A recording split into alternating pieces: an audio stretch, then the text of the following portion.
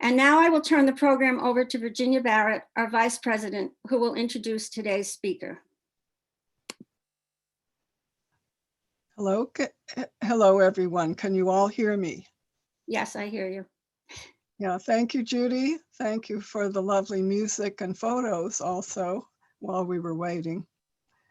Welcome everyone to the second of our fall-winter lecture series via Zoom. Thank you for joining us today. We hope to see you all on November 15th when Stephen Gallipo will discuss fairy tales and the psyche. A warm welcome to our guest speaker today, Jacqueline Thurston. She's an artist and writer and art historian from Northern California. Ms. Thurston received a National Endowment for the Arts Fellowship in Art Photography and was a Fulbright Scholar to Egypt. She photographed the amazing iconography in temples and tombs, some of them rarely visited and some hard to access. Her lecture today is based on ideas and images from her lavishly illustrated book, Sacred Deities of Ancient Egypt. Some of her photographs have never before been reproduced and represent some 3,000 years of Egyptian civilization. Jacqueline will explore with us the archetypal nature of the divine feminine and the divine masculine, with attention to the dualities, opposites within a single deity. She will note sometimes paradoxical relationships between the gods. Of course, many of these deities represent aspects of the natural world, which may present challenges or benefits for people, especially in hard times such as these. So that you may pursue further the beauty and meaning of ancient Egyptian art, the publisher Fine Arts Press is offering signed copies of Jacqueline's book to our participants today through Tuesday only for a reduced price of $38, down from $45. Tonight after the program, you'll receive an email about this offer. Here's how the book looks.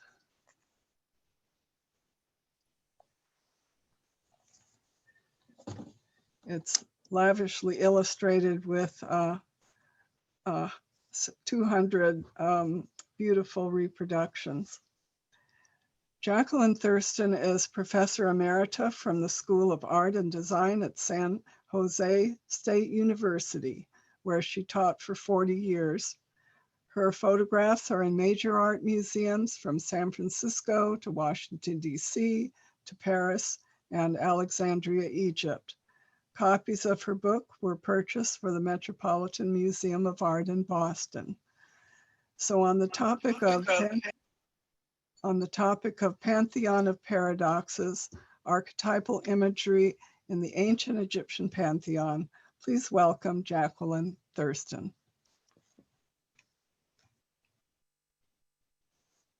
So good afternoon.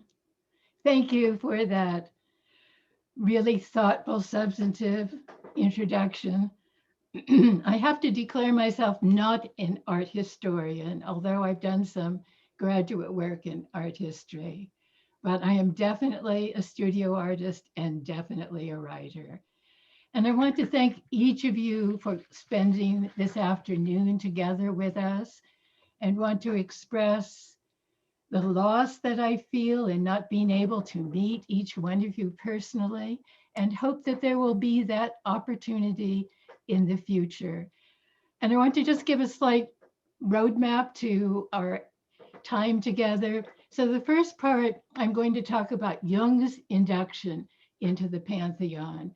And we're going to look at other topics such as birth of the sun, ferocity and the feminine.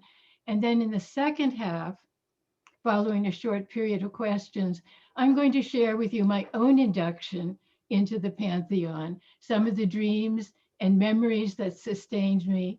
And we'll also look at the divine masculine principle in the Pantheon, particularly Eros and the sacred at Leonine deities. And we'll also look, because This is important at this time, at the role or the vision of justice that the ancient Egyptians had. So we can look at the first slide, please.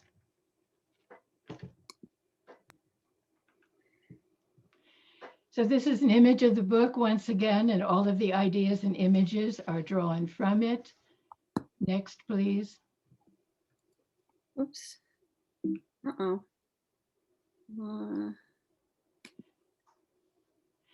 So I want to acknowledge that our gathering does not exist in a vacuum.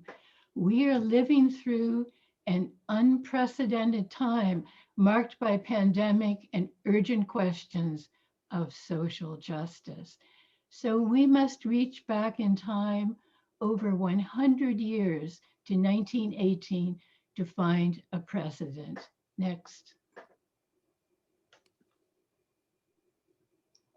So in the spring of this year, as Jews celebrated Passover, time collapsed and the past fused with the present.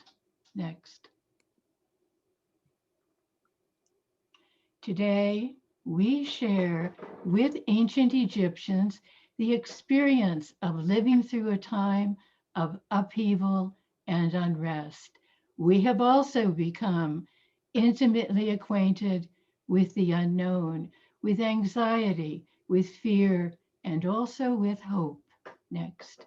So the vicissitudes of drought, destructive sandstorms, floods, and pestilence, these were common events that shaped the forms of ancient Egyptian gods.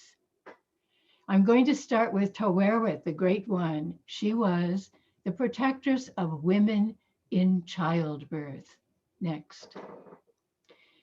So now we meet Taweret. She was a pregnant female, but she stood on sturdy legs of the lion. In place of the hand, she has the paws of the lion, and her head is that of a hippo. And then cascading down her back is the tail of a crocodile. And in this particular image, she is also protected by a crocodile, truly a formidable feminine deity. Next. Now, Taweret had a masculine counterpart, and his name was Bes. So we know that the dangers of childbirth were so great that the protection of both the divine masculine and the divine feminine were necessary. This is the image that I've made of Bes, who was a dwarf god, and dwarfs were considered to be extremely powerful and capable of warding off danger. Now just look for a moment that confrontational stance. He wears a leopard's head on his chest. The leopard's tail hangs between his legs. And then there's an ornamental decorative motif around his head meant to symbolize the mane of a lion. And most importantly, he has an aggressive, confrontational tongue that he sticks out. And this reminds me of the Maori warriors. Next. So just one philosophical idea now that we've looked at those two formidable deities. And from my perspective, images and ideas dance together. So ideas awaken us to a more profound experience with images, but images also awaken us to a deeper experience with ideas. Next. So this is what Jung said on concepts and experience. He said, concepts promise protection from experience. Now, he doesn't say that they protect us, but just that we could use them as a defense against experience. And I thought I would just take a moment and look and tell you about some of the backstories so you have a sense of the context out of which these ideas and images arise.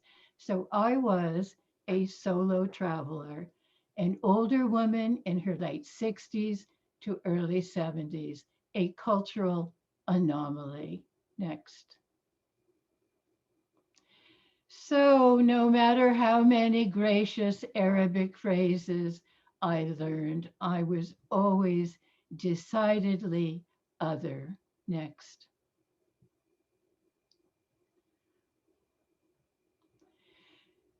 So more importantly, there were enormous photographic challenges. I worked alone. I carried my own equipment. And above all, I photographed without access to a flash or a tripod in dimly lit tombs and temples. And today, when everyone makes photographs with their cell phone, myself included, it's important for me to let you know that I spent months in the field and years in the studio, color balancing and composing. And I'm also going to tell you a little story about what it's like to encounter a professional crew. Next.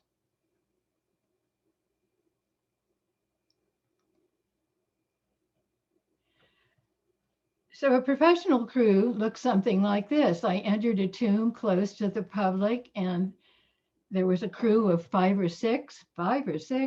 They had their own generator. So they had lighted the walls seamlessly from floor to ceiling. They had a fantastic, fabulous contraption that moved their camera seamlessly across the top to bottom, right to left. And then they could check each exposure as they made it on their laptop. And I carry my equipment and often a small square of cardboard, which I would put underneath my camera bag because, on a practical level, dust is the enemy of all photographic processes. But then, on another level, on a more metaphysical level, these tombs were sacrosanct spaces. They were never meant to function as galleries and museums. So it was my small tribute to that phenomenon. Next.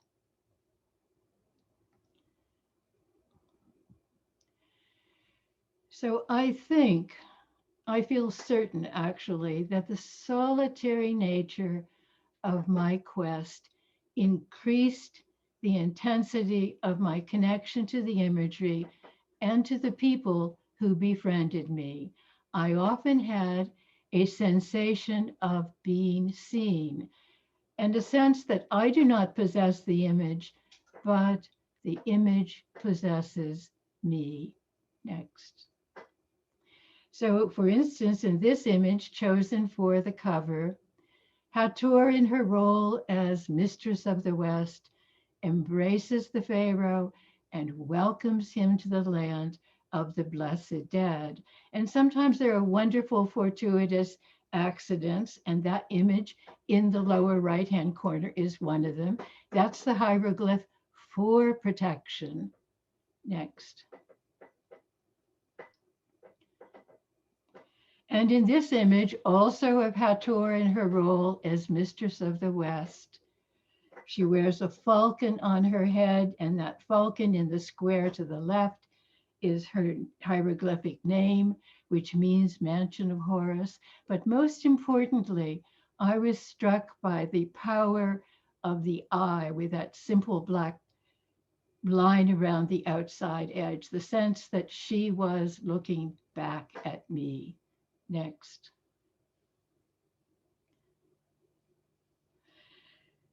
Now, I'd also like you to know that the same attention that I brought to the photographic process, we brought to the publication of the book.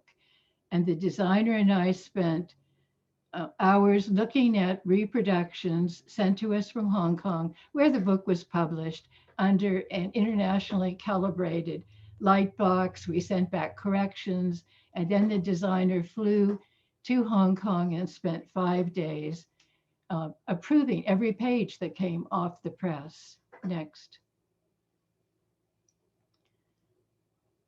I like to use this image of Hathor gently holding the hand of Queen Nefertari, who has an image either drawn or tattooed on her arm to acknowledge the role of Amy Calvert. And Amy Calvert served as the consultant for the book. She's a young Egyptologist, and her role was to introduce me both to Egyptologists, but also to their arcane and difficult to find papers, but very important papers.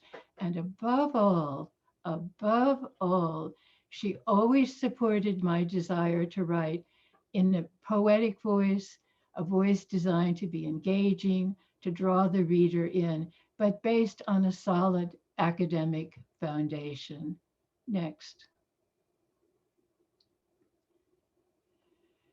So we'll begin with Pantheon of Paradoxes, and paradoxes and dualities lie at the heart of the ancient Egyptian religion.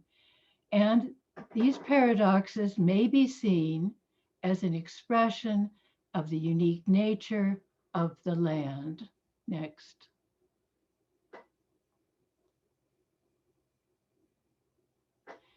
So the desert, dry, inhospitable, uninhabitable, dangerous. Next. And then the land along the Nile, which is rich and verdant and hospitable and productive. Next.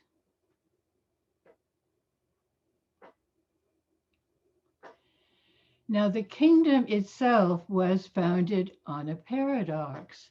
There were two kingdoms, Upper Egypt to the south and Lower Egypt to the north. And these two kingdoms had different crowns. The white crown belonged to Upper Egypt and the red crown belonged to Lower Egypt. Next. Now, I am not the first artist and writer to be drawn to Jung, nor will I be the last. And just briefly, some of the ideas of his that have been important and sustaining to me are the concept of archetypal imagery, both personal and collective, and above all, this simple word numinous, which means images and objects aren't empty, but they're possessed with divine inner energy or power. Next. And also my understanding that opposites hold the potential to complete, contain, and counterbalance one another, and then that there's tension inherent in this relationship. Next. Now we're going to look at two examples of that tension of opposites and paradoxes, and we're going to begin with the feminine figure, and I'll talk more about her in the second half. This is Sekhmet, whose name meant the female powerful one.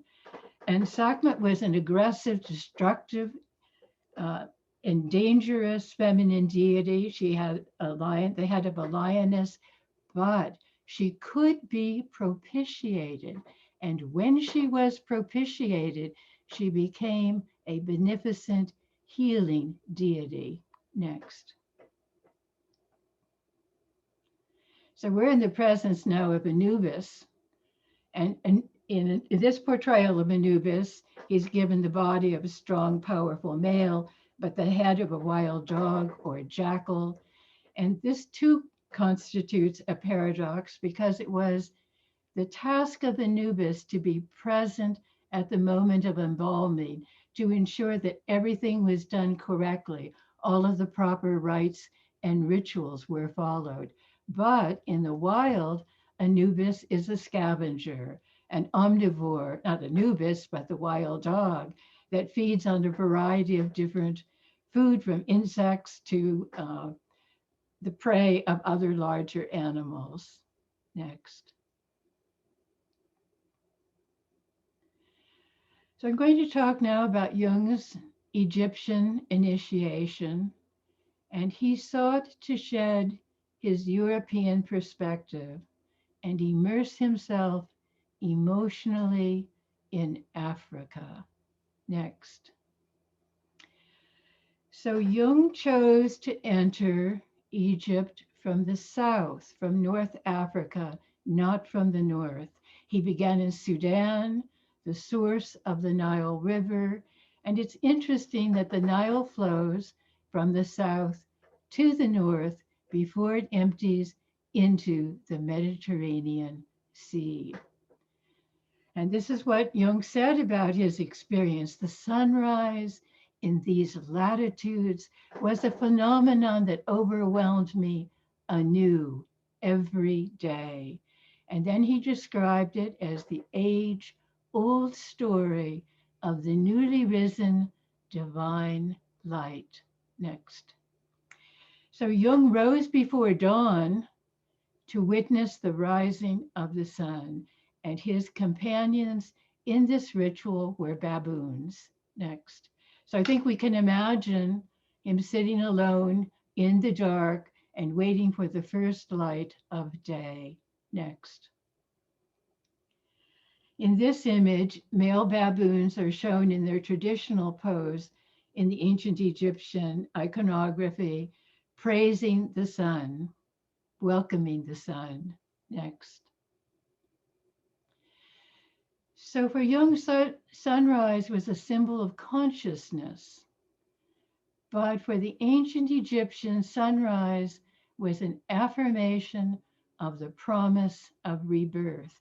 And these are not incompatible ideas because they both involve awakening.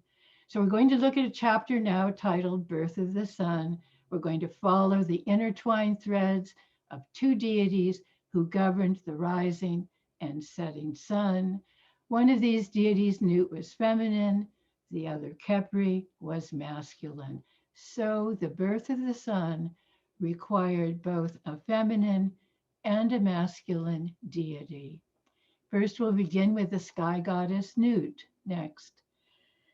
Now, this is a wonderful ruin, but if you look carefully, you see that brown circle at the top represents the sun, and it's being swallowed by Nut. She's shown in profile. Then follow her body down along the left-hand side, the curve of her breast, the curve of her belly, and then out of her pelvis, she gives birth to the sun. And those rays represent the radiance of the rising sun. Next.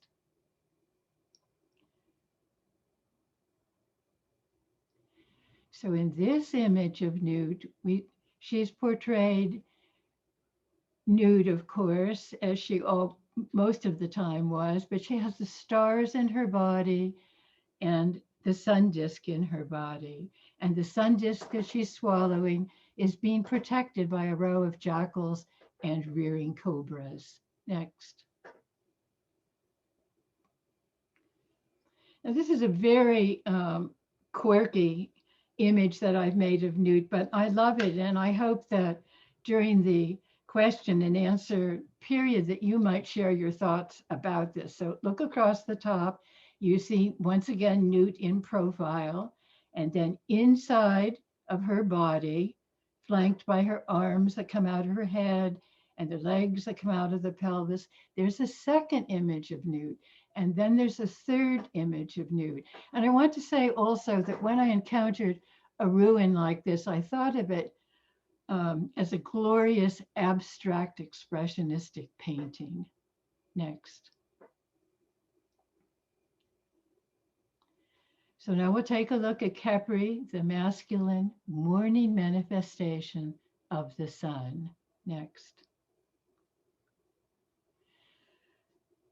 So in this rather startling, I think, image, Khepri is portrayed with the body of a man, but with the head of a beetle, of a dung beetle, which we eloquently now call the scarab beetle. But we know this figure is potent because out of the kilt that he wears, arching over his knee and leg, there's a decorative presence of the bull's tail, which symbolizes his virility. Next. So Plutarch wrote about the male dung beetle, and we know from his writings that the male dung beetle was believed to be the source of new life. So masculine deities, not feminine deities, were fertility figures linked to the earth. And the power, perhaps, of a small dung beetle rolling a spherical ball many times its own size across great distances, became the template for a god. Next. So this image, we find Khepri, the scarab, in the center. He's flanked by two baboons. And to the bottom of the image is the sun with its radiant rays. At the top, the moon with a star.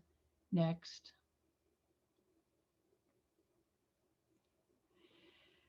And the outraised arms of the baboons and the Wadjet eye of Horus create a kind of temenos, or safe circle, for the scarab. Next.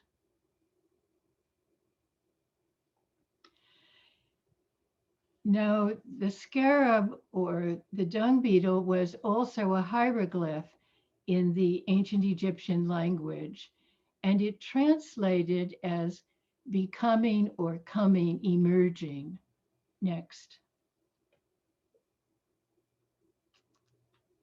Now we'll take a moment and talk about the sun god Ra, who was, of course, the principal deity in this pantheon.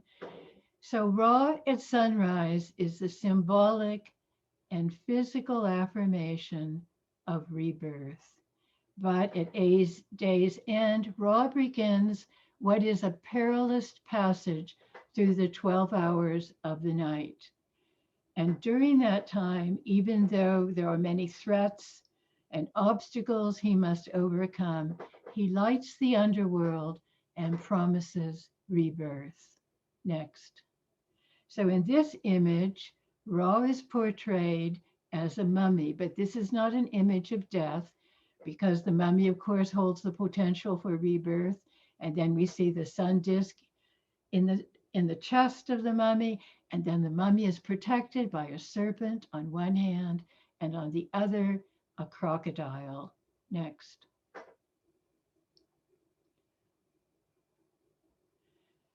Here, the sun god is portrayed on his voyage through the underworld, and in this role, he was portrayed with the body of a man and the head of a ram, which signified once again his virility. And he's accompanied in this voyage, in this image, by his soul.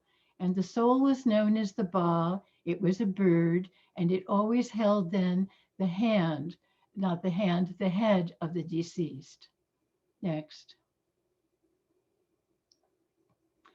In this image, we see the sun god Ra in all three manifestations. At the bottom of the image, Khepri lifting up the small golden orb of the sun. In the center, this large, luminous golden circle that represents the sun at its zenith. And then at the top, the head of the ram. And we see once again the Ba, or soul, off to the left of the center. Next.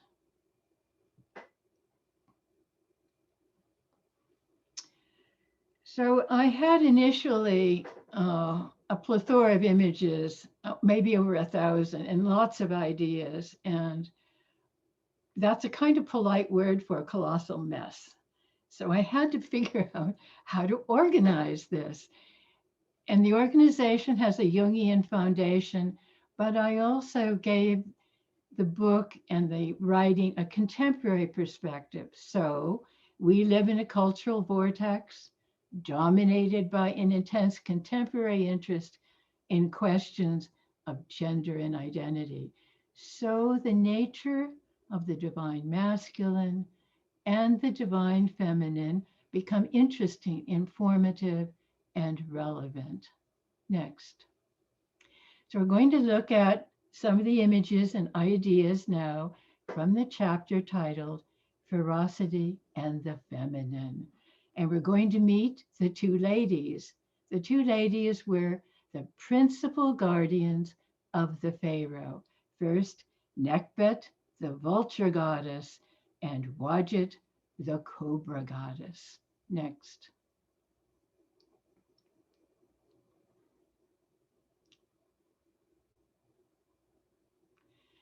And we're going to look at as we look at them, we're going to ask this question, which is the question I asked myself: Why? Why did the ancient Egyptians choose two formidable feminine deities as the principal guardians of the pharaoh?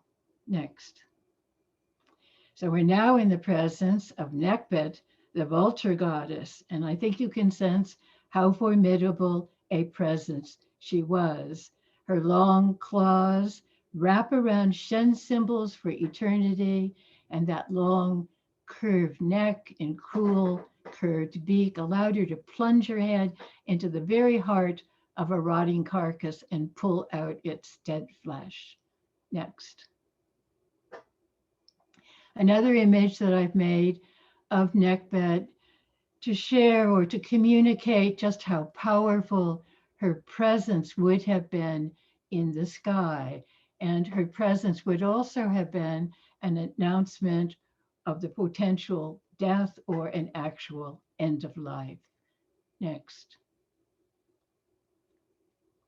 And now we're in the presence of Wadjet, the cobra goddess. So she's shown reared, coiled, her hood extended, her her venom is poisonous, potentially lethal. And here she's portrayed wearing the dual crown, the white crown of Upper Egypt, nestled inside of the red crown of Lower Egypt. Next. And I thought you would like to see this kind of glorious decorative image. We're in a tomb and we're looking up at the ceiling, which is painted blue-black and ornamented with gold stars. And then there's a wonderful row of protective cobras alternating with ostrich feathers, and then another smaller row of cobras portrayed back to back with sun discs. Next. Now in this image, I want you to look closely. The two ladies are portrayed back to back. But when we look closely, we see that they have both been given the bodies of the vulture. Now we look more closely and we see that the image on the right has the head of the vulture and the white crown of Upper Egypt, but the image on the left has the head of the serpent, of the cobra, and the red crown of Lower Egypt. Next. This is a wonderful, memorable, I think, image that combines cobra and vulture, but this is not an image of Nekhbet or Wadjet. This is another feminine deity whose name is Merit Singer. And Merit Singer means she who loves silence. And she who loves silence was the protectress of the peak overlooking the ancient burial site of the Egyptian kings. And we notice that her body passes through a Shen symbol for eternity, and her great wings embrace another symbol for eternity with a red sun disk in the center. Next.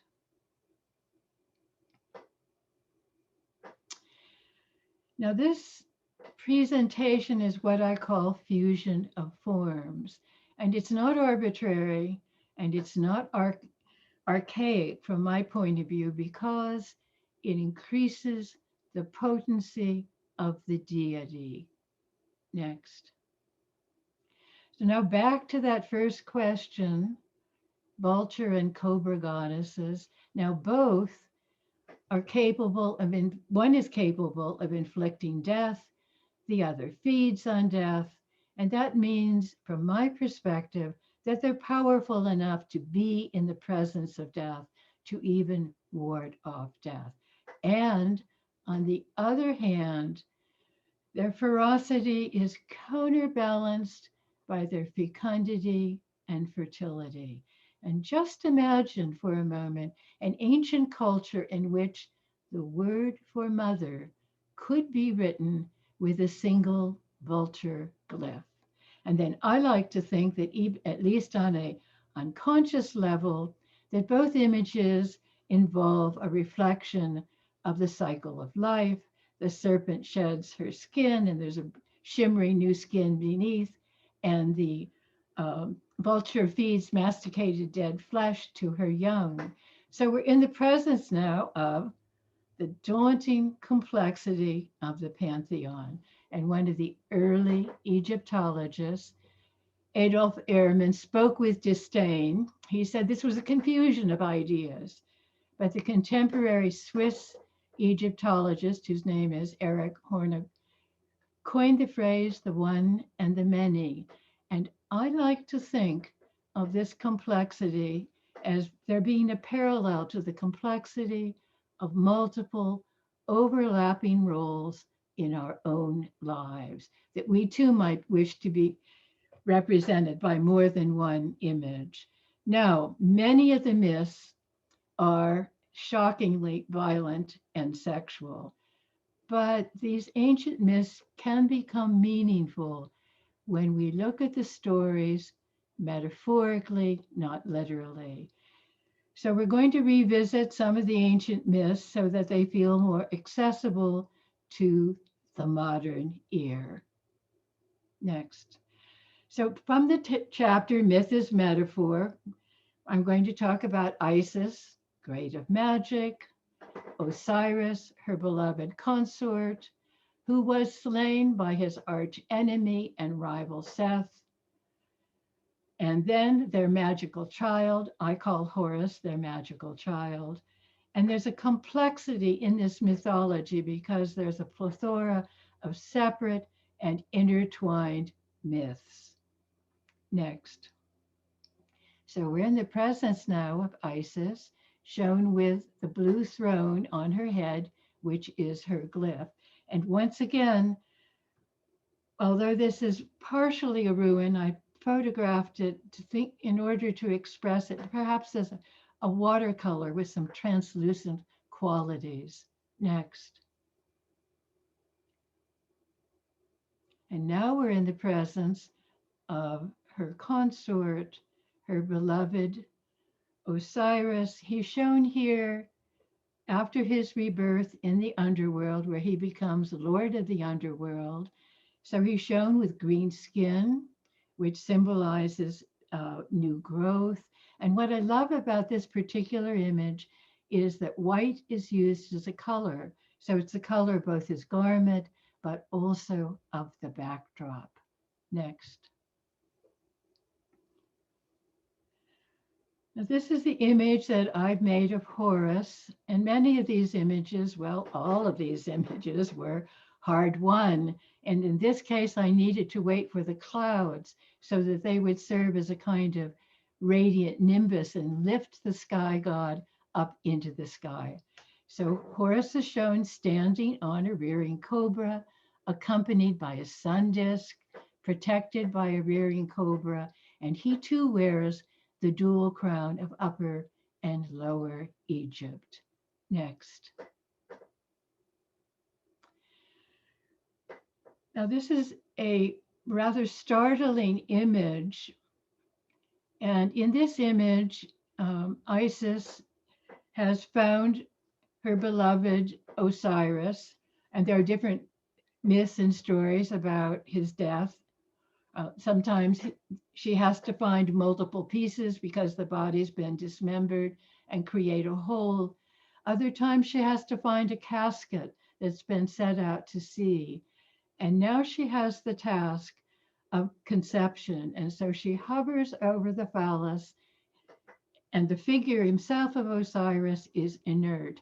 Now, it's not unusual for Isis to be portrayed as a bird, because when she was portrayed as a bird with her sister, those were symbols or emblems of grief. And we see her little throne gift right to the right of her head. Next. Now we're looking at the same image, but we're looking at the foot of the bier. And here, Isis embraces tenderly the heel of her beloved. And I like to think of this story as a great love story, but we see at the foot also the image of Horus as an adult male with the head of the falcon. So he witnesses his own birth, time collapses, but he also affirms that this moment of conception is fruitful. Next. Now, there are a number of myth themes, and don't feel that you need to remember them, but kind of let them flow over and through you because they're multiple and they're complex. But first, the Pharaoh dies, and upon his death, he's reborn as Osiris, king of the underworld. So he also embodies the promise of rebirth. And then a new Pharaoh ascends the throne. Now, both the new and the old Pharaoh can be portrayed as Osiris. And this is an affirmation that either he or she will also be reborn. Next. And it looks like this. This is an image of Hatshepsut, one of the 5 queens who ruled as a king. She's shown with the regal beard of the kingship, but her face is quite eloquent and poignant, I think, and her garb is that of Osiris. So we know she will be reborn. Next. So I'm pausing. Father, that's Osiris, becomes Lord of the underworld. So now we have a chthonic earth image. But the Son is a Vulcan god. He will become king of the gods. And so we have celestial imagery. And then when we look at the sky goddess Nut and the sun god Ra, they dwell in both realms, both the celestial and terrestrial. Now, the myth theme of Isis is, there are many, but this is one important one. She becomes the symbolic mother of the king, and she can be portrayed suckling the king seated in her lap. Now, Seth, their arch enemy, is a symbol of chaos, the desert, but also dynamic energy. And it's Seth's roles to challenge both the Father and the Son for the kingship. Next. So this is the image that I've made of Isis holding the Pharaoh, Seti I, who is portrayed as an adult, tenderly and embracing him. And that moment where he would suckle at her breast has been desecrated and destroyed. Next. Another image of Isis, here portrayed with wings, and her wings were believed to be protective. And also in the underworld, her wings were believed to stir the very breath of life. Next. I want to take a moment and create a sense of what we will talk about in the next presentation. And so I'm going to introduce you to a masculine Leonine deity whose name is Ruti, and we'll talk in the second half about the Leonine deities, both male and female, and they're pretty fascinating because they have different roles, but they're equally balanced. Next.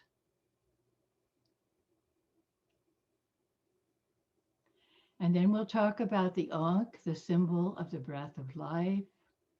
Next.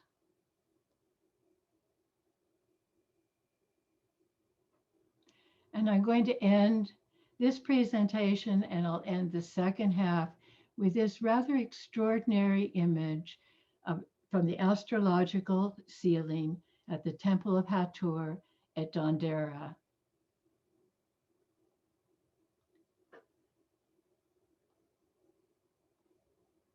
So now we have that moment of great silence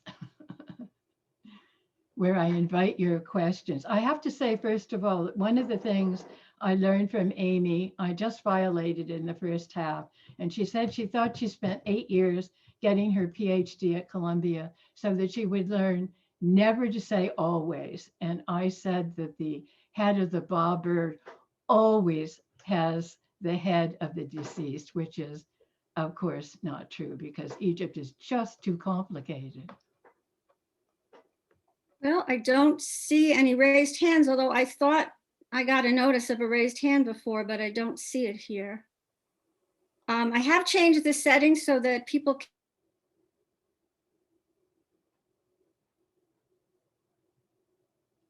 can. Um, I guess, as Jacqueline says, we often start off the Q&A with a big silence. I can deal with silence. Oh, there's a question. Someone's waving. There's one. Okay. Herminia, you need to unmute yourself. Oh, thank you. There you go. When you were talking about Sekhmet, oh, by the way, thank you. I'm really enjoying this. But Thank you. when you were talking about Sekhmet, you had her depicted as a cat. And I was curious about that because, and I was wondering if you could say something about the two cows goddesses. And one is Hathor, and I believe the other one is Sekhmet, but they both are cows, and one would represent death and the other rebirth. And so I was curious as to the image of the cat, and she's- when was she a cat and when was she a cow? Right. So if I said cat, I apologize because I meant to say lioness. She is Oh, okay. definitely a lioness. However, in the second half, we're going to talk about Bastet, and she is portrayed as a cat, but she carries a whole range of associations, from the domestic cat to the ferocity of the lioness. And I think the simplest answer I can give to a very complicated question, but a good question that you asked, is about the role of the cow and also the bull in the Egyptian mythology and in the pantheon. And those images go back to the very beginning, for the very beginning. So there's both a feminine deity, the cow, and a masculine deity. And they both need to be present. Yes, that was my question, because with the two cows, one representing death, or the devouring feminine, and the other one representing rebirth, these two goddesses, where is the bull in that imagery? Because there's no masculine. So it's interesting that you brought that up, and I do want to apologize. You did say lion. I just wrote down cat quickly, so. It's okay. But I'm looking for information because I've been looking for more information about that imagery, because I find very little. Barbara Hanna mentions the cow and the bull in her book on animal symbolism, but it's interesting that it's a very small part of the book. She writes extensively about the other animal symbolisms, but very little actually about the cow and the bull. Well, the really interesting thing about the cow, briefly, but I decided this is just way too complicated, is that Nut can also be portrayed as the celestial cow. And that's a part of another myth in which she's lifted up into the sky. But initially, she's portrayed as a cow that then is very heavy, but is lifted up into the sky. And I'd be happy to share with you any resources that, whoops, everything went quite dark. Is that me? Whoops, you froze. Uh-oh.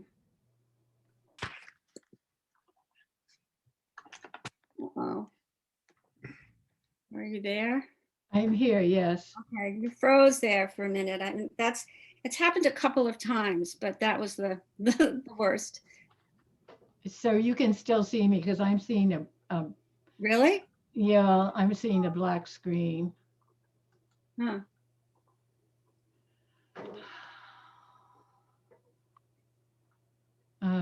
Well, there was another question. I'm not quite sure how to work my way out of this.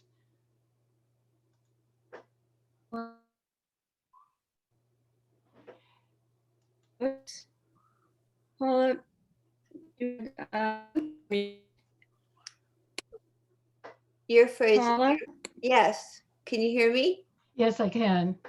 Okay. Uh-oh. I can Yeah, see but you. And Judy, little you're kind of going in and out, but on the cow, there is the story of the myth of Io, That's which not is, something I'm familiar with, but go for it. it's the myth of Io. Betty Smith out of the LA Institute has done a lot of work on it. The myth of Io is a Greek myth. It's about Io and Zeus.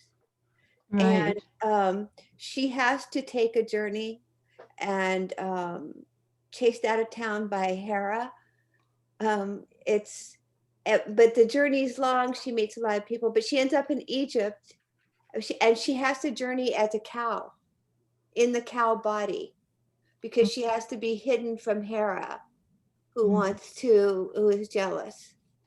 But she ends up in Egypt as at the end of her journey, and that's the myth of Io, which is spelled I-O. Hmm. So that might Thank be you for helpful to sharing the that. person who wants to know more about the cow. Thank you. Uh-huh. So Judy, I'm not quite sure what to do because at my end, I have a blank screen. So Wow. I'm going to just try leaving the meeting and hang on there and I'll come back in again. Okay. Virginia, did I see you raising your hand? You need to, I had a comment for the speaker. all right, so we'll wait till she comes back. I've had a couple of moments when it told me that my internet connection was weak, but I have a feeling it's not at my end. But when it tells me that, I've been turning my video off, so that's why you're seeing me come and go, but I'm always here.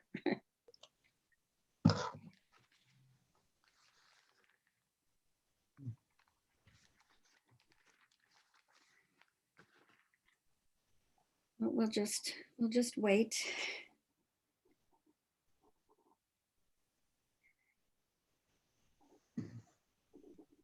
I think it must be a problem at Jacqueline's end because the rest of us are okay, right?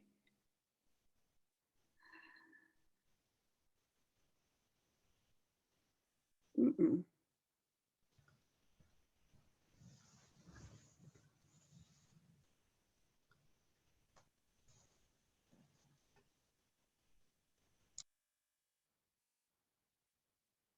Yeah, I don't see her coming back on either.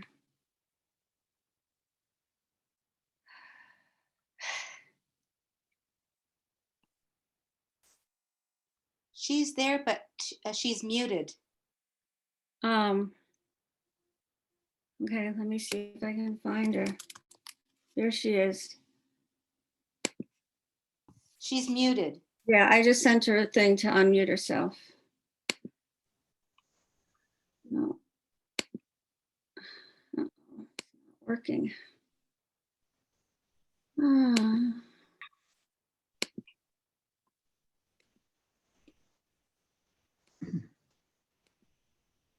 Jacqueline, if you can hear me, you need to unmute yourself. Okay, There you back go. again.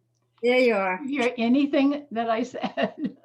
I said that this is a little bit like being in Egypt, where either things don't work or they certainly don't work the way you thought they would. Now, why would there be electricity for a projector? Why would there be a projector for my slides?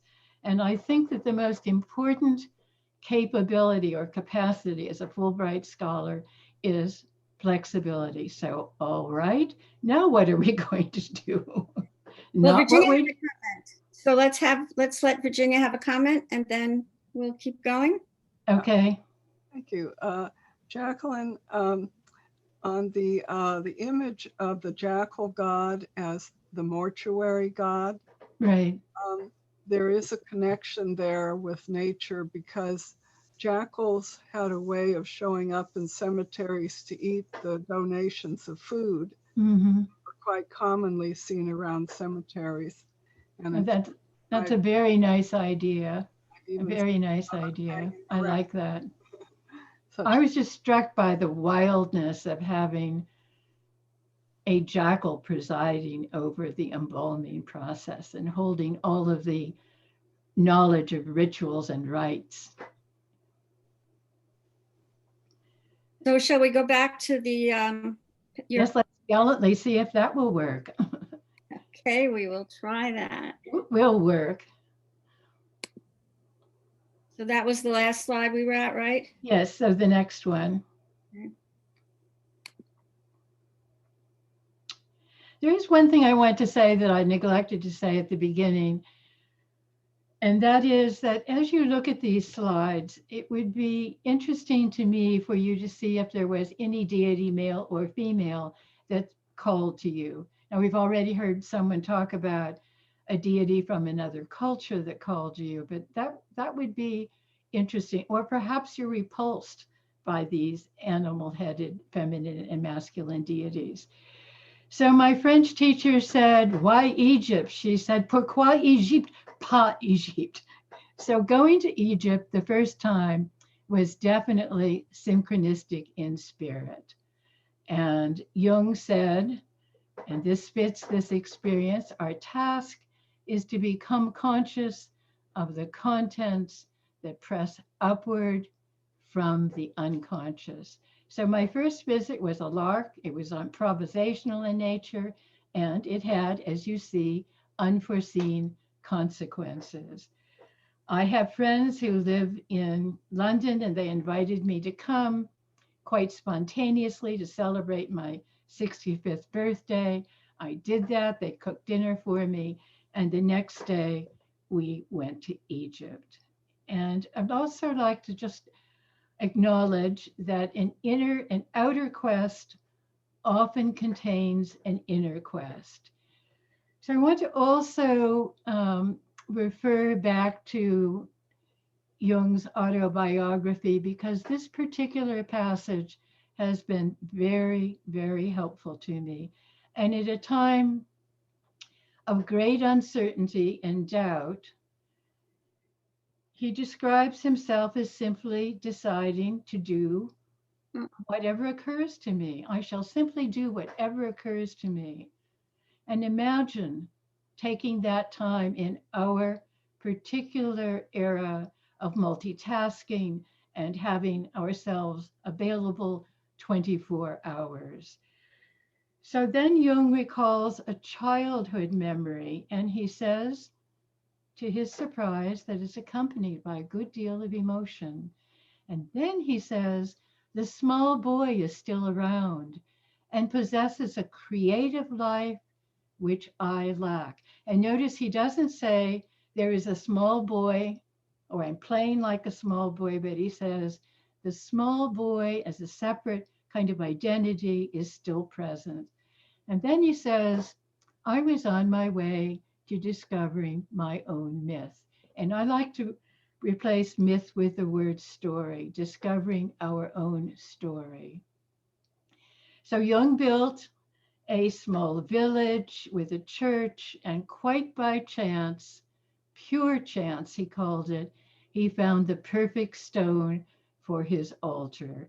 And then he said, when I came up against a blank wall, I painted a picture or huge stone.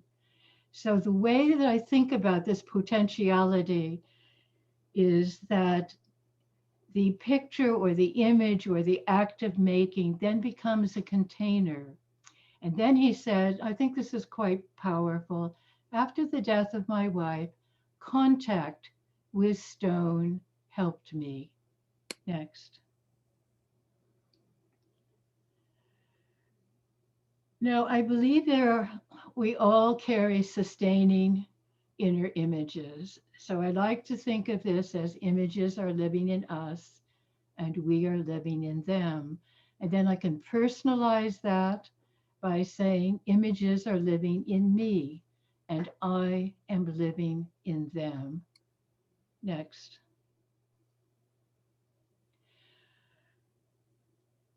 Now, Robert Bly used this wonderful phrase, burning my frog skin in public, and he usually used that when he was about to disclose something of a private nature that lay at the heart of one of his at one of his poems. And I think that the real danger in which I'm about to do is light my frog skin on fire is not just the public disclosure of a private memory or dream, but it's the possibility that I might lose my connection to that original experience. And so the story of the tortoise and the hare, that childhood fable, has been extremely important to me. And I understood it as a child as a story about not winning, but arriving. So the tortoise puts one foot purposefully in front of the other and arrives. He plods. And then there's a story from my childhood also of the trailing arbutus. And I had a beloved aunt who took me into the woods and we searched for the trailing arbutus. I knew exactly what it looked like and I never found it. So she introduced me to a vision quest. And then later, when my aunt was in her 60s and I thought she was unimaginably old, which is kind of ironic because I'm now 81, she took me out and we looked for the wild orchid. And she brought her sisters with us and she got canes out of the trunk of her car and she handed them around to her sisters and said, I'd just like to have one of these in case I have to flick a serpent out of my path. So along with the vision quest, she introduced me to adventure.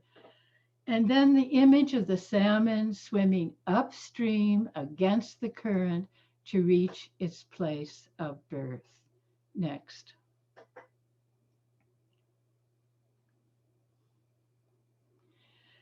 I'm just going to show you this image, which drew me to Egypt. And then I'm going to talk about it in some detail. But first, I just wanted you to have an experience with the image. I was gobsmacked. Perhaps the more elegant word, French word is bouleversé, but I was entering the Temple of Luxor for the first time. I just looked over my shoulder because this image doesn't face outward, it faces another inner wall, and I just happened to fortuitously see this image. Next.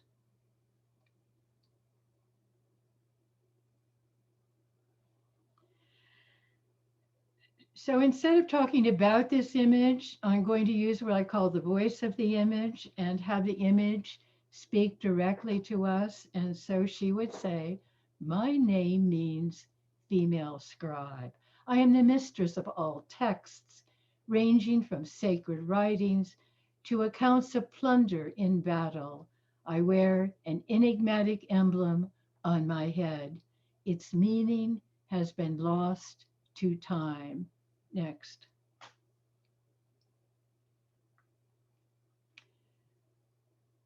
Now, this deity was also known as she who is foremost among books, and her voice continues to speak to us. I am the only feminine deity to wear the leopard skin.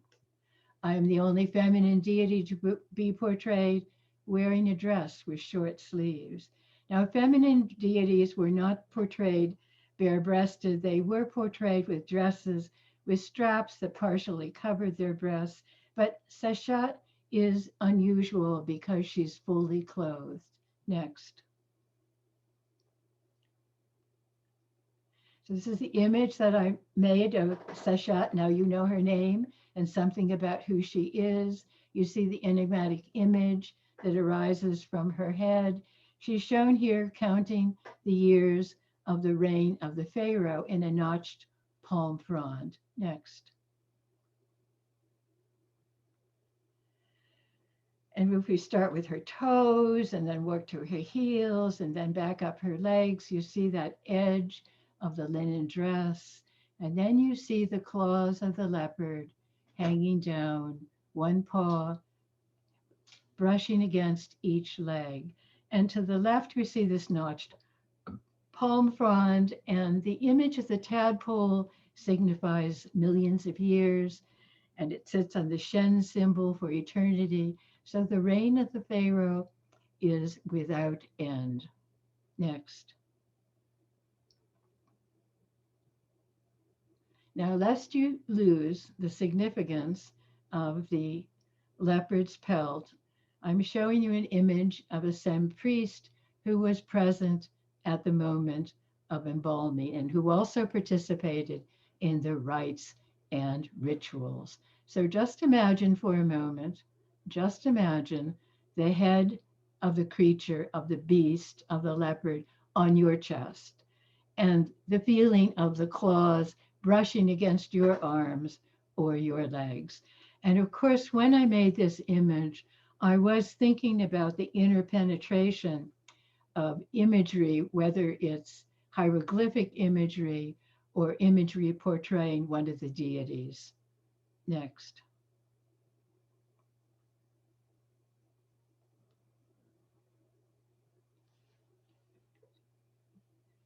So I see your arrow. Have we?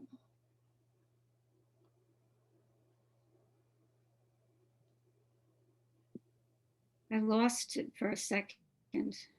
Oh, you'll find it. I mean, I lost I lost you. Oh, But now you're back. So next, do I do next? yes, we want to move forward if we can. Sorry, I just, you No, broke up no, on me. I was teasing you. I was going to say Alhamdulillah because that means thanks be to God, and that's a common Arabic phrase. So Alhamdulillah, we're back together. So I wanted to have a sense of what the text reads like. So I'm going to read a couple of sentences that I wrote about Seshat, and it begins with a colossal fallen statue of Ramesses II lies in pieces in the desert sand outside the walls of Luxor Temple. The great blocks of broken granite evoke the original immense statue and an awareness of the futility and frailty of the human dream of permanence. Next. And then more about the image of Seshat. The animal pelt with its unsheathed talons in combination with her discreet dress suggests an unconscious union of opposites that integrates, listen to this, integrates intellect and the sacred with instinctual animal energy. Next. Now, Seshat had a counterpart who was Thoth, Lord of the Moon. And Thoth could be portrayed as an ibis-headed male figure or a seated baboon with a new moon on his head.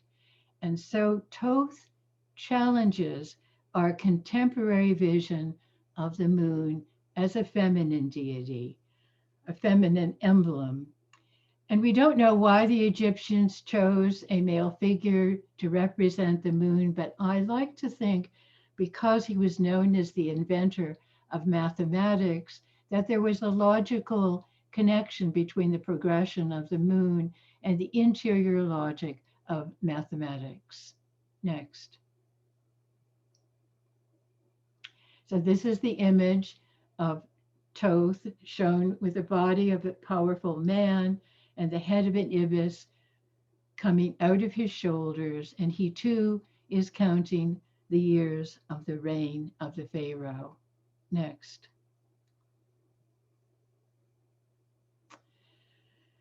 So Seshat and Thoth both preside over the stretching of the cord ceremony.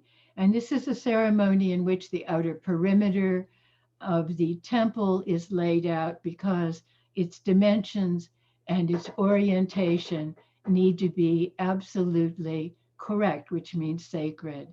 And now the true nature of the deities reshapes my project.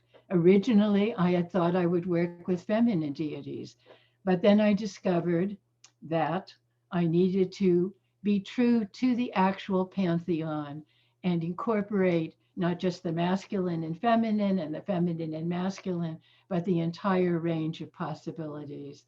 So this outer quest offers the opportunity to explore an inner personal quandary. And so I can say I or we are examining the complex personal and cultural nature of masculine and feminine attributes and roles.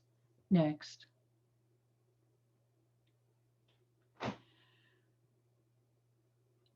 Now, I'm going to share several dream motifs, and this dream dates from the second trip that I made to Egypt. And so this time I knew from experience how challenging and difficult it was going to be. So I was talking to a friend about just how well prepared I was and all of the practical things that I had done that would allow me to function and keep me safe. And she said to me, "But what are you doing in your inner world to prepare?" And I hadn't a clue how to answer that question. And so that night, when I left her home, I saw for the first time those small blinking lights that identify a pedestrian walkway. And the dream is very simple but profound for me. And I'm navigating a dangerous curve at night on a mountainous road. And it's marked by small, faint, glowing white lights, not spotlights, but small, glowing white lights, just enough for me to drive that curve safely. So now we're going to dip into the chapter called Leonine Deities, and we're going to look at lionesses, lions, and the Sphinx. And this is intriguing because feminine, masculine, and animal imagery serve different functions. Both play a vital role. Next. So returning to Sekhmet, whose name meant the female powerful one, she was the most ferocious of the feminine deities. She brought pestilence to the land. Ramesses II believed that she rode in his chariot and incinerated his enemies. Next. But we will remember that she could be transformed through ritual and offerings. And when she was transformed, she became a beneficent healing deity, and her priestesses were known for their healing arts. And I think it's interesting that her consort, Ptah, is one of the creator gods, and that her son Nefertum is a symbol of rebirth. So only Sekhmet carries these two opposing qualities. And this is the image that I made of Sekhmet that we looked at earlier. And for me, one of the most poignant moments is that hand in the lower left-hand corner that gently cradles, in this case, is the shoulder of her son Nefertum. And the light is a gift. I don't know exactly what produced the white light on one of her fingers or along the lower end of her leonine head, but it's really quite beautiful, I think. Next. And this is a black stone statue of Sekhmet, and I think you can experience how formidable the leonine head on the body of a woman was. And there are literally hundreds and hundreds and hundreds of statues, black stone statues of Sekhmet, both seated and standing. Next. So now we're going to look at Bastet, who, as I mentioned during the question and answer, is a symbol of both the ferocity of the untamed lioness and the domesticity of the house cat. And mummified cat offerings were made to Bastet. Next. So there's evidence that year-old cats were bred and sacrificed. Their small bodies were preserved, and these cat mummies served as devotional offerings to the goddess Bastet. And it would be interesting for me to hear your thoughts about this circular loop. And we're looking now at the image that I've made of one of these cat mummies, the head only. And I think its face is quite poignant and expressive, those large golden eyes, black eyebrows. Next.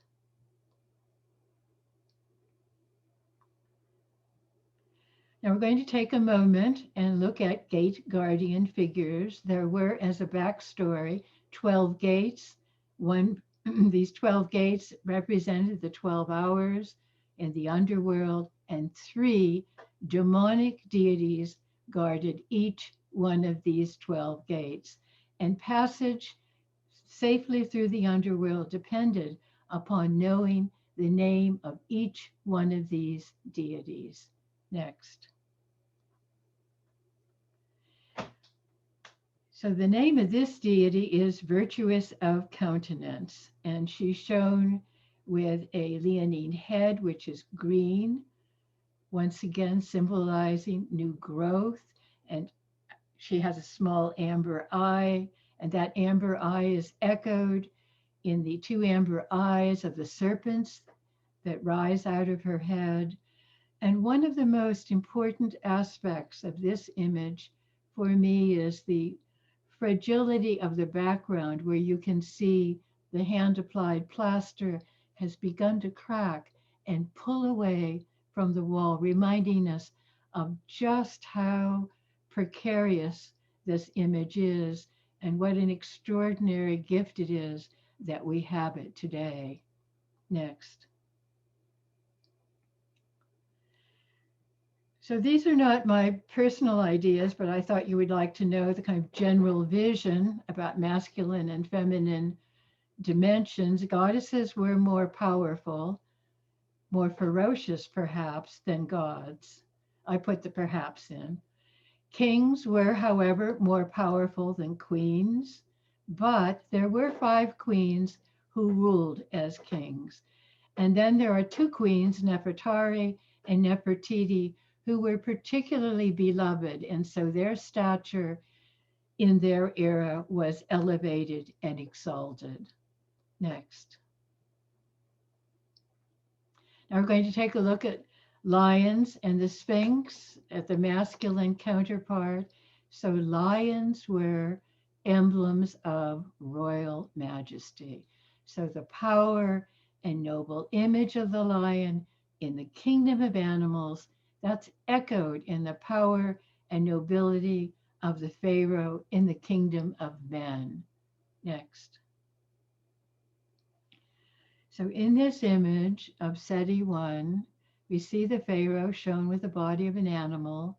Out of its chest come these long, graceful arms and hands that hold an offering basket, and the Sphinx is given the head of the Pharaoh, and the Pharaoh's head is crowned with this wonderful ram's head and a crown of ostrich feathers centered around a sun disk. Next. Now in this image, there's a colossal representation of the Pharaoh, and he's accompanied by a living lion. And the living lion is in the process of devouring the outstretched hands of a row of bound captives. Next. Because it was the fate of the enemies of the Pharaoh who were not killed in battle to be either executed or enslaved. Next.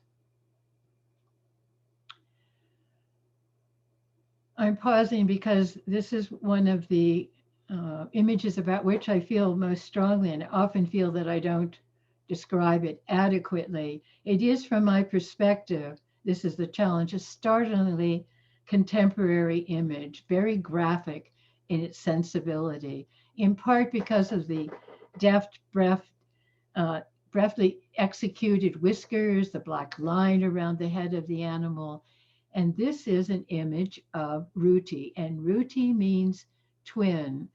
And there were a pair of lions, the Ruti lions, that guarded the rising and setting sun.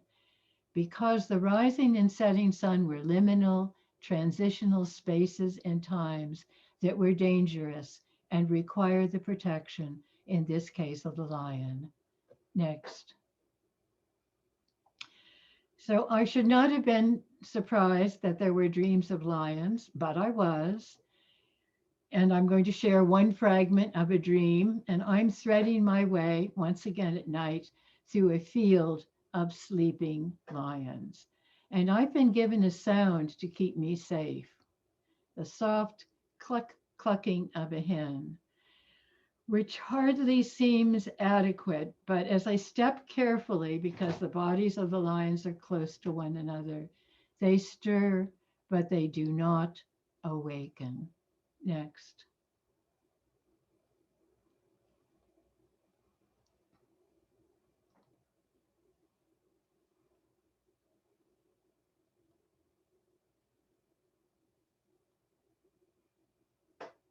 So this dream was more powerful than I imagined. It won't surrender its place on the screen. You're not seeing lions and a formidable red hen. That's what I'm Oh, seeing. yes, I'm sorry. I spaced out. Thank you for bringing me back.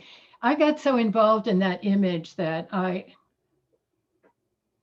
always get a little lost as well as I know it. My apologies. So later on over time, because I've been working on this project since 2006, the dreams of lions and hens unfolded and altered over time. And over time, it became my task to protect the hen from the lion. The lions are free to roam in these different dreams. The hens are often in small, flimsy cages. And I see these dreams, or understood these dreams, as dreams that prepared me for my own mortality. Next. And I like to use this phrase, which I borrowed from Ira Progoff, the open moment. And in difficult situations, I take some personal individual images with me, but I've also learned to be completely open to whatever image might present itself. And so the lioness appeared. She came and lay down beside me, quite to my surprise, just moments before the anesthesia for a surgical procedure took hold. And over time, which means more recently, I've begun to look back at the story of the little red hen. You'll remember that she was a solo traveler, and she was also a mistress of tasks. Next. Now from Japan, and this is very recent, and this is not a culture that I visited or know anything about, I've encountered the word kintsugi, and kintsugi refers to the use of gold, silver, and platinum to repair broken pottery. So the intention is to reveal the history of the object rather than to disguise it. So these repairs are bold. They're not quiet. And I see this as an inner imaginal guide that seeks to celebrate aging. Next. Now we're going to look at Eros and the sacred. They're inextricably bound to one another. And masculine deities, Osiris, for example, are symbols of the generativity and fertility of the earth. And Nut, a generative feminine deity, is visualized as a sky goddess arching over the earth. This is the image that I've made of Nut, very direct, very primal. There are stars in her body. She's shown giving birth to the sun, and she's assisted here by Khepri, who's portrayed with wings. Next. Now this is complicated, but also it's an example of the fusion of forms. We're going to look at a fusion of two gods portrayed as yet a third god, Amun, Ra, Esmin. So Amun was one of the creator gods, and he carried mystery and the qualities of being hidden. His name meant the hidden one. And of course, we know about Ra, the sun god. And here in the images we're about to look at, they're portrayed as Min. And Min was an ithyphallic god, which is the polite word that Egyptologists use to describe a male god with an erection. Next. So this is the image that, one of the two images that I've made of Min.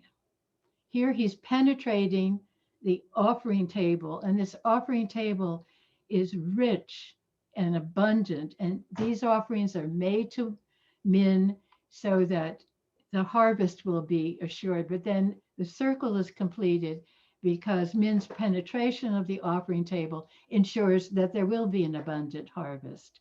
Next. Now, hieroglyphs of a human eye.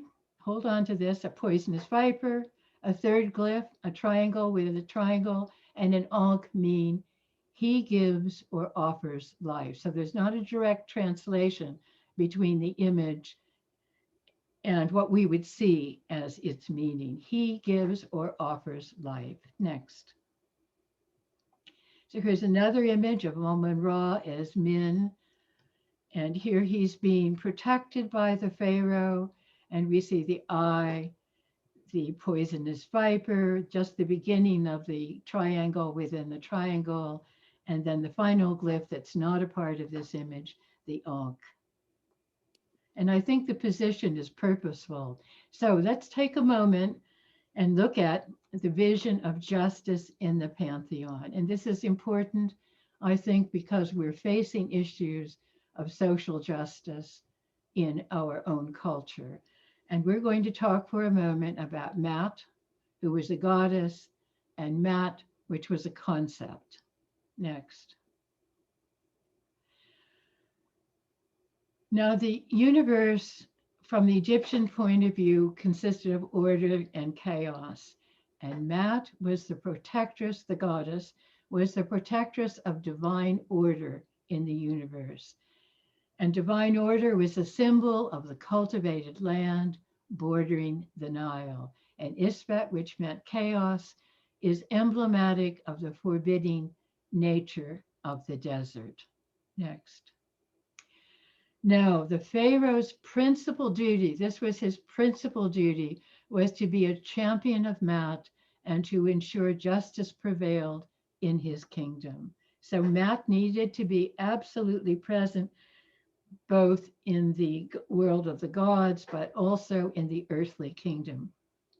Now, of course, this was an ideal, but we're still looking at the belief and the ideal that they held. And it was a feminine deity who was believed to be the personification of justice, order, and balance. Next.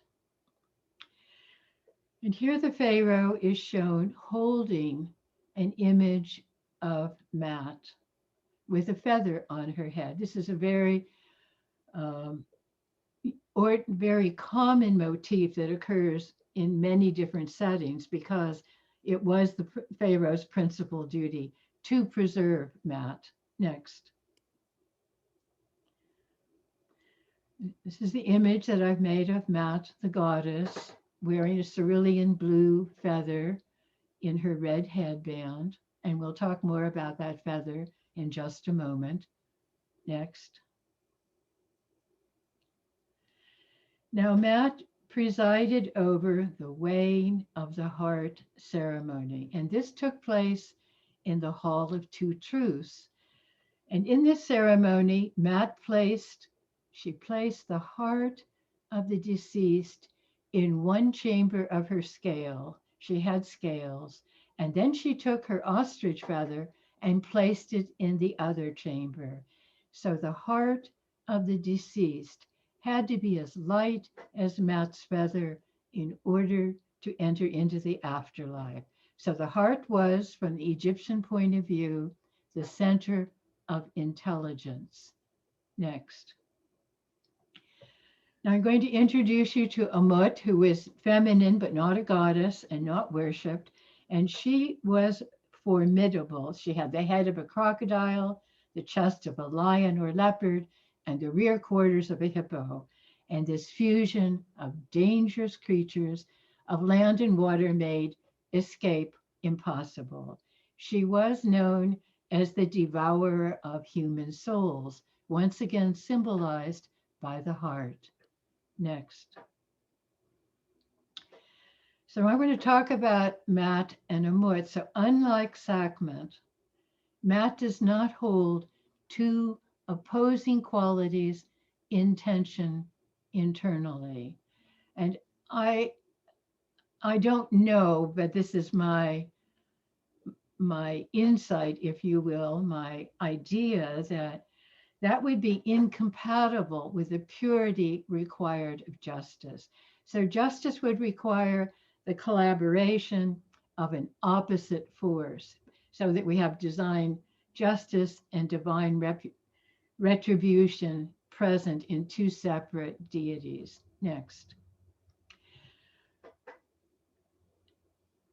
Now I've used the word living stone to describe the ancient Egyptian belief that the Ka, which stood for the life force of a god, lived within its portrayal. Next. So what does that look like? We're now in the presence of the scorpion goddess who wears a scorpion on her head. And look carefully because something is missing. And it is the stinger of the scorpion. And that's because this is not a picture. This is a living presence, and she cannot be allowed to do damage in the tomb. Next. I know this is somewhat obscure, but I love this image nonetheless. And to the left at the top, we see the hieroglyphs for the two hieroglyphs that indicate life offering. But there are these long, narrow grooves that run down the length of these blocks of stone and terminate in these strange hand-like shapes. And those grooves are the result of generations of ancient Egyptians. This is on the outside wall, so it's accessible to the people who scraped away the stone. And then we can just begin to imagine what they did with that dust. But they had some of the promise of life after death in their own hands because this was a living image. Next. Now we're in the presence of Hathorian capitals, and Hathor was the goddess of love and lust and revelry. And this combination was unacceptable to the Coptic Christians who did not fuse Eros and the sacred. And so when we look at the handiwork of the Coptic Christians, we see that the eyes of Hathor have been gouged out. So this means she cannot see, and her nose has been obliterated. This means she cannot breathe. Her mouth has been erased, and this means that she cannot speak. Next. So this occurred to me. This is a somewhat fanciful idea, but this new word has entered into our day-to-day vocabulary. So we are also living in a virtual world of the screen. We are illusions cast upon the screen. We are trying to believe in the spirit or the Ka or the life force behind these small postage stamps. Now, I asked myself if there was a reoccurring motif in this incredibly complex pantheon, and it is rebirth, and I call that spirit of life. And I believe that the precarious nature of life was balanced by a belief in an afterlife. Next. And after I put that slide in, I look back at my copy of On Dreams and Death by Marie-Louise von France, because I remembered a passage that I thought fit here. And she wrote this: the unconscious believes obviously, she says, obviously in a life after death. And then she says that this is true even if the dreamer does not believe in an afterlife.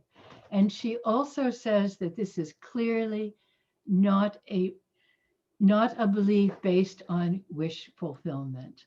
Next. So in this image of the Pharaoh receiving the Ankh, with each breath he breathes in the promise of life after death. Next. And in this wonderful decorated column, the lower half are desiccated dead plant forms, but out of those dead plant forms arrive vibrant vines of grape laden with bunches of grapes. So the earth will regenerate itself. Next. And this image has an interesting history.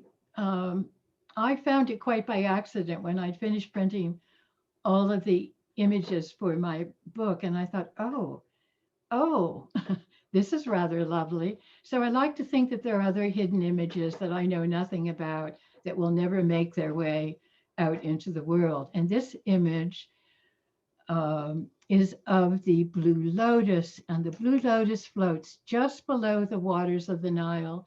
And then with sunrise, it opens up and blooms.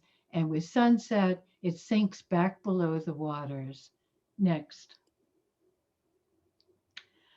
Now, this is the most transcendent image that I've made. And we're in a small domed chapel. The ceiling has been altered over time and turned into this, from my perspective, glorious abstract expressionist painting.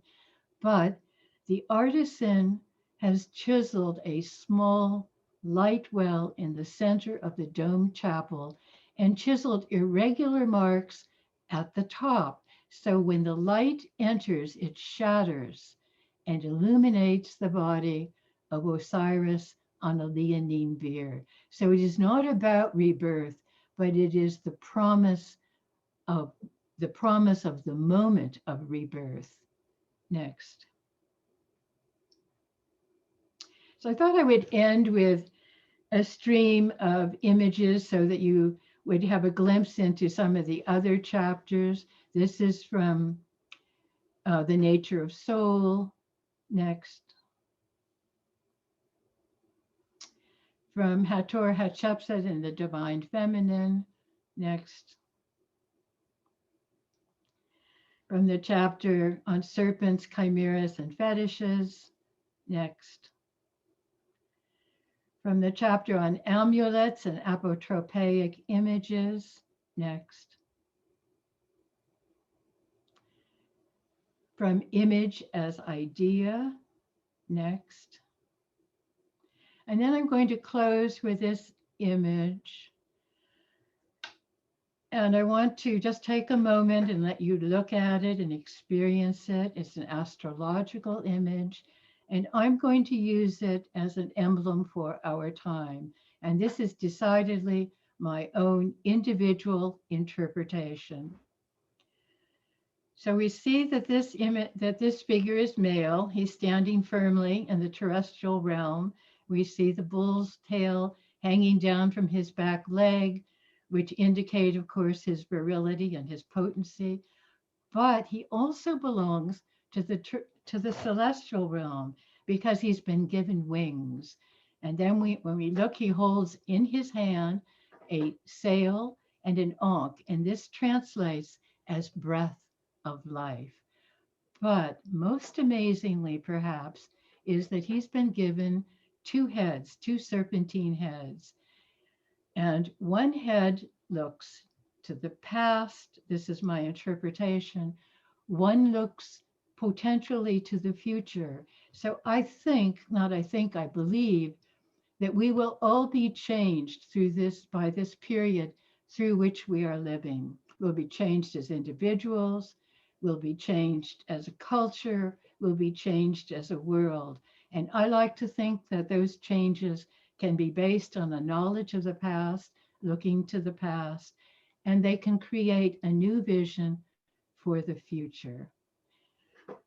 So I want to thank you very much for joining this presentation, and I hope that these images awaken you to the beauty, just the sheer beauty of the images of ancient Egypt, and to the complexity of the ideas that underlie these images. And I hope that this experience brings you a sense of solace and comfort. Thank you so much. So we do have raised hand, Alexa. Hi, Alexa. Hi, Jacqueline. Thank you so much for your presentation. Thank you. I'm in the early stages of writing my dissertation, and I'm writing on the relationship between the frame drum or the hand drum and sisterhood.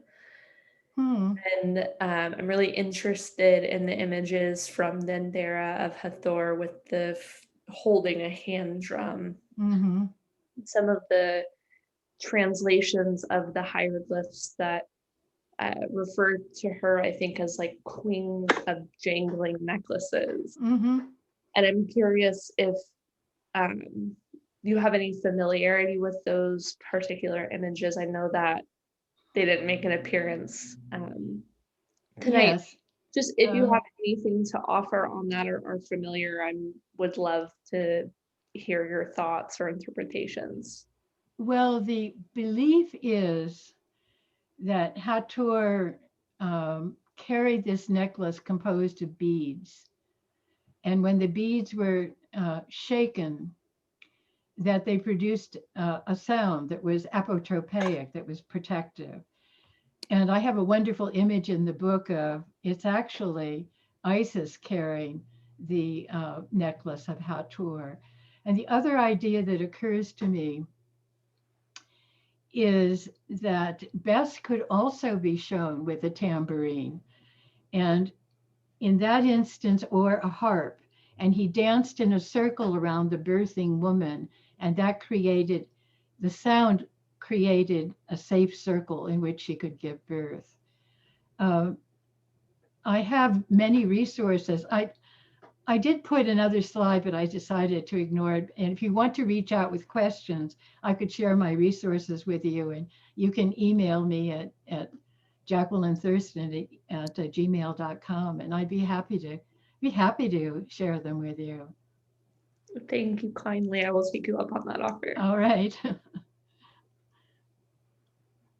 Okay, I don't see any other raised hands. Oh, there's one waving, but she needs to unmute herself. Did you, whoever it is, did she use the raised? Shasani, you have Okay, to, yes. oh, there we go. Okay. Hi, this is Shahrazad. Shahrazad. Okay. First of all, thank you so very much for sharing your inner and outer journey with us. These beautiful images, and at moments I felt like I was there with you. I did travel to Egypt twice, so Thank you. I kind of having the sense of that space. You mentioned, you talked about Kepri being the morning sun. And then you also said that when Ra starts his journey in the morning, I was a bit confused. Isn't Ra the midday sun? He's all three. He's the sun at sunrise. That's Kepri. He's the golden orb at midday, and he's the old man with the head of a ram. I was going to show you just to mix things up, but I did not think I would have the time, an image of Horus fused with Ra. It's an extraordinary image, and it's known as Ra Horakti, of the double horizon.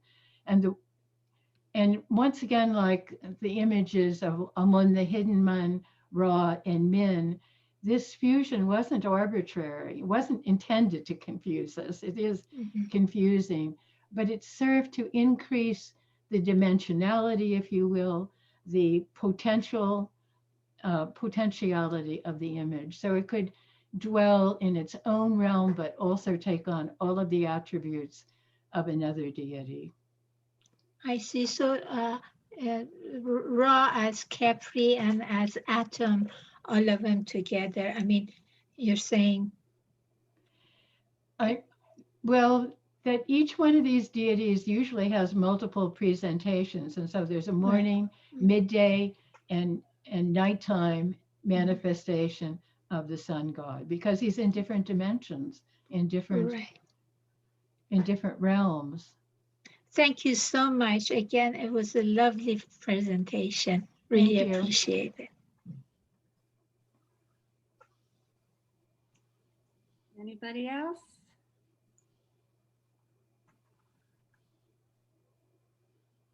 Well, I will take this opportunity to share with you what I wasn't able to share earlier. This is, I had said that the recording would be available on our past programs website. And so you can see, like the last program is already up, the recording.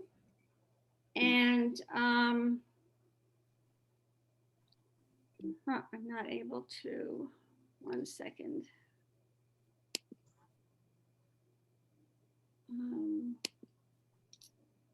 And then this is our main front page.